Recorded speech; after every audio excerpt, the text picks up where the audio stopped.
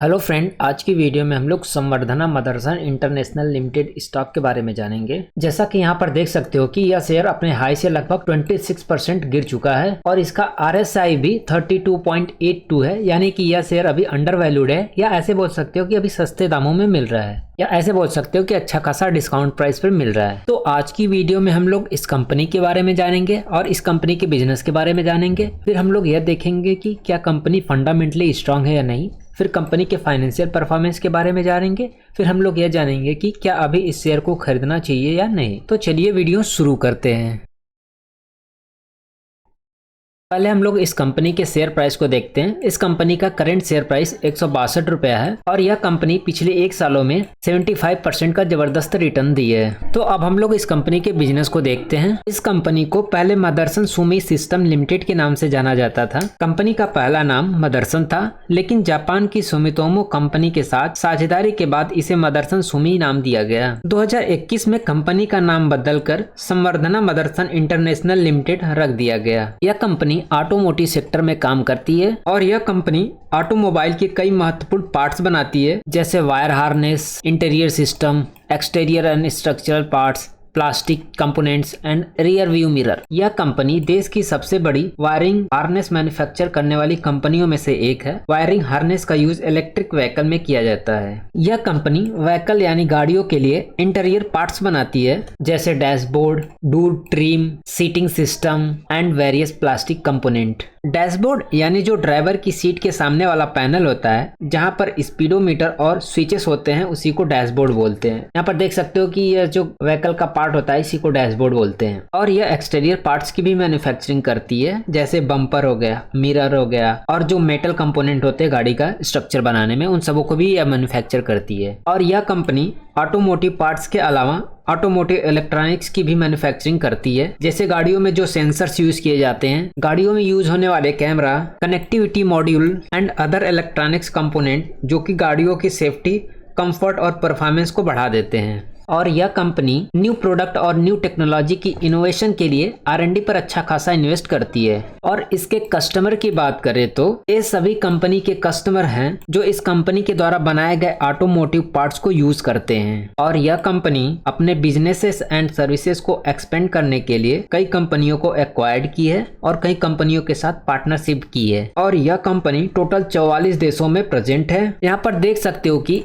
ये सब कंट्री हैं जहां पर कंपनी प्रेजेंट है।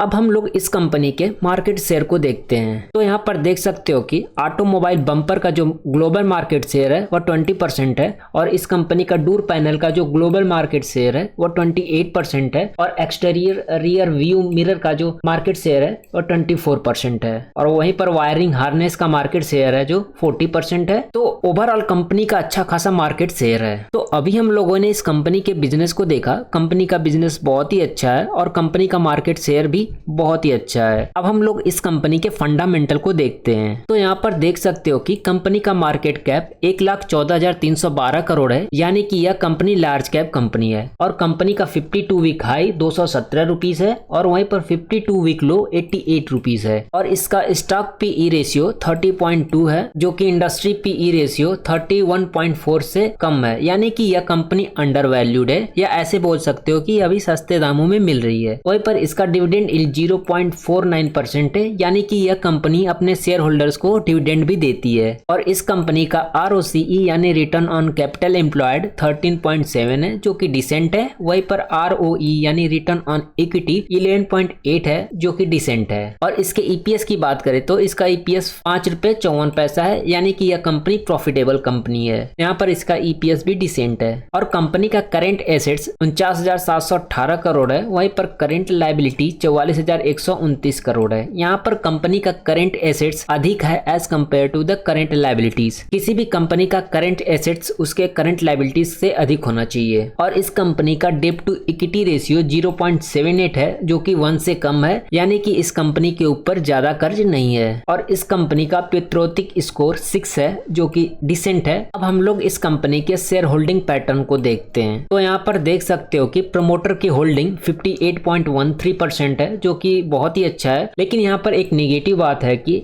कंपनी के जो प्रमोटर की प्लेजिंग परसेंटेज है वह 2.42 है, यानी कि कंपनी के प्रमोटर ने अपने शेयर को गिरवी पर रख करके लोन लिया है। लेकिन यहाँ पर एक अच्छी बात यह है कि कंपनी का जो प्लेजिंग परसेंटेज है ओनली 2% है। अगर यह प्लेजिंग परसेंटेज 10% या 20% से अधिक रहता तब कंपनी के लिए थोड़ी दिक्कत वाली बात हो सकती थी। और एफआई की होल्डिंग 13.51% है जो कि अच्छा है, और वहीं पर डीआई की भी होल्डिंग 19.85% देखने को मिल रही है, और पब्लिक की होल्डिंग 8.52% देखने को मिल रही है। और म्यूचुअल फंड की होल्डिंग की बात करें तो इस कंपनी में 15.58% म्यूचुअल फंड की होल्डिंग है। यहाँ पर देख सकते हो कि 8 टॉप म्यूचुअल फंड है जो इस स्टॉक में इन्वेस्ट कर रखे हैं, जैसे quant infrastructure fund direct growth, Motilal Oswal large and mid cap direct growth. तो अभी हम लोगों ने इस कंपनी के फंडामेंटल को देखा। कंपनी का फंडामेंटल बहुत ही अच्छा है। अब हम लोग इस कंपनी के फाइनेंशियल परफॉर्मेंस को देखते हैं। कंपनी के सेल्स की बात करें तो कंपनी का सेल्स पिछले क्वार्टर यानी जून 2024 को 28,868 करोड़ था, जबकि इस क्वार्टर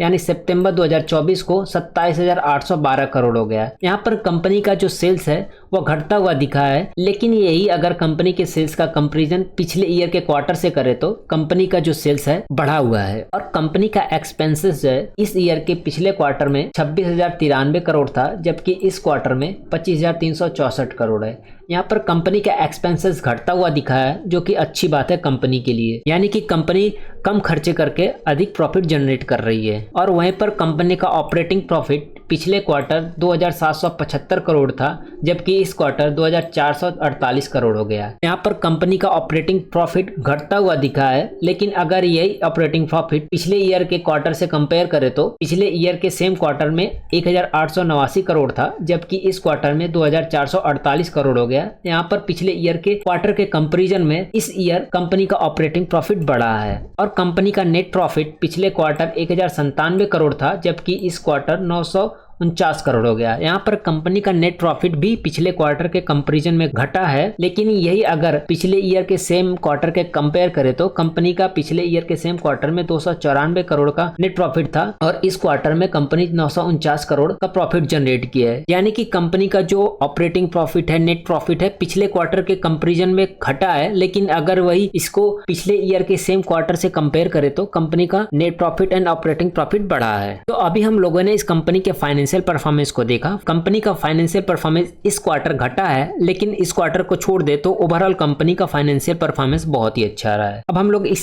स्टॉक का समरी समझते हैं। तो कंपनी का एनुअल रेवेन्यू भी अच्छा है, और कंपनी का एनुअल नेट प्रॉफिट भी अच्छा है, और कंपनी का स्टॉक प्राइस पिछले 1 सालों में 75% का रिटर्न दे चुका है, और कंपनी का डेट टू इक्विटी रेशियो भी कम है, यानी कि कंपनी के ऊपर डेट बहुत कम है। इस कंपनी में म्यूचुअल फंड की अच्छा खासा होल्डिंग देखने को मिलती है, और कंपनी का इंटरेस्ट कवरेज रेशियो भी ठीक ठाक है, और ओवरऑल कंपनी का क्वार्टरली रेवेन्यू भी अच्छा रहा है। इस कंपनी में केवल 2 नेगेटिव पॉइंट देखने को मिल रहा है कि कंपनी के जो प्रमोटर होल्डिंग है वो पिछले क्वार्टर के कंपैरिजन में इस क्वार्टर कम हुआ है, और वहीं पर कंपनी के प्रमोटर होल्डिंग की प्लेजिंग हो रखी है। केवल यही 2 नेगेटिव पॉइंट है। अगर इन 2 नेगेटिव पॉइंट को छोड़ दे तो ओवरऑल कंपनी बहुत ही अच्छी है। तो कंपनी का बिजनेस भी अच्छा है, और कंपनी फंडामेंटली भी स्ट्रांग है, और कंपनी का फाइनेंशियल परफॉर्मेंस भी अच्छा है। तो जैसा कि आप लोगों को पता है कि अभी इस टाइम इंडियन स्टॉक मार्केट में गिरावट देखने को मिल रहा है, जिसकी वजह से इसके शेयर प्राइस में थोड़ी बहुत और गिरावट देखने को मिल सकता है। लेकिन एक बार जब मार्केट ऊपर जाना शुरू होगा तो इसके शेयर प्राइस में अच्छा खासा इंक्रीमेंट होता दिखेगा।